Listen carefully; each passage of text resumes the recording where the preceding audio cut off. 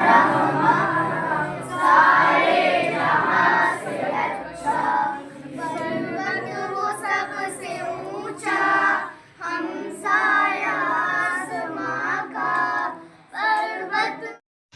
علیکم سامعین، 7 شعبان المعظم کی تاریخ شروع ہو چکی ہے، 26 جنوری ہے۔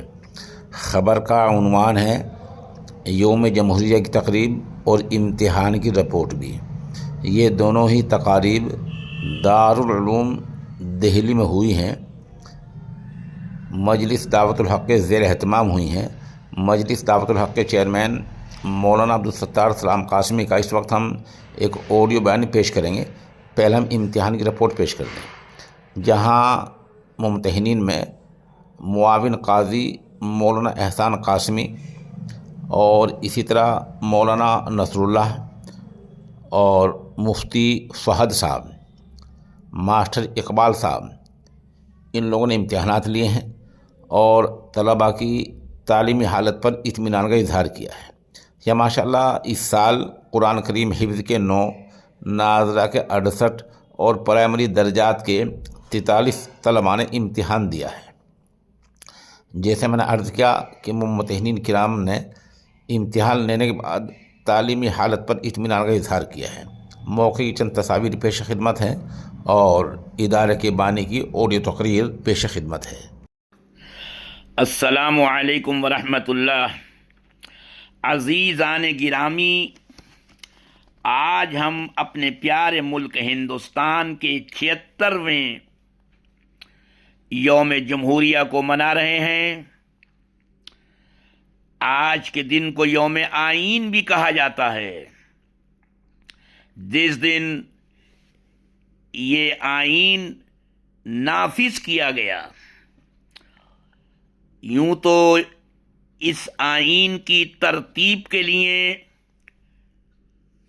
29 اگست 1947 کو ڈاکٹر بھیم راؤ امبیڈکر کی صدارت میں 7 رکنی کمیٹی تشکیل دی گئی۔ 2 سال 11 ماہ 18 دن میں جا کر یہ آئین مرتب ہوا۔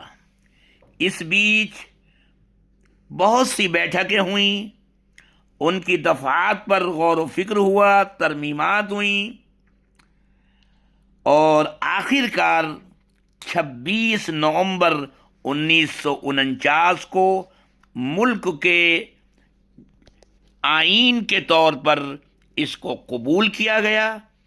24 جنوری 1950 کو مختصر سے اجلاس میں اس کو منظوری دی گئی اور 26 جنوری 1950 کو پہلا یوم جمہوریہ ڈاکٹر راجندر پرساد، جو ملک کے پہلے صدر جمہوریہ تھے، ان کی صدارت میں منایا گیا۔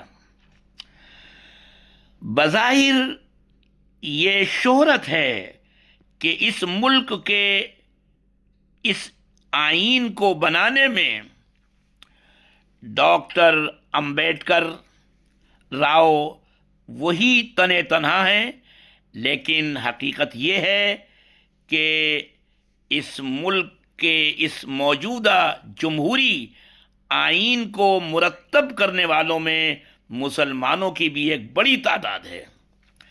کھوج کرنے والوں نے 35 نام اجاگر کیے ہیں، جن میں مشہور و معروف تو مولانا ابوالکلام آزاد تھے ہی تھے، لیکن ان کے علاوہ اور بھی بہت سارے حضرات شامل تھے۔ عبدالقادر محمد شیخ، ابوالقاسم خان جو اے کے خان کے نام سے مشہور تھے، سید عبدالرؤوف چودھری عابد حسین، شیخ محمد عبداللہ کشمیر کے، آصف علی ایڈوکیٹ جن کا مجسمہ دلی گیٹ پر نصب ہے، بشیر حسین زیدی، بیگم عزیز رسول اکیلی مسلم خاتون، حیدر حسین، قاضی سید کریم الدین، کے اے محمد اسماعیل کیرالہ کے، جو اس علاقے میں قائد ملت کے نام سے مشہور تھے،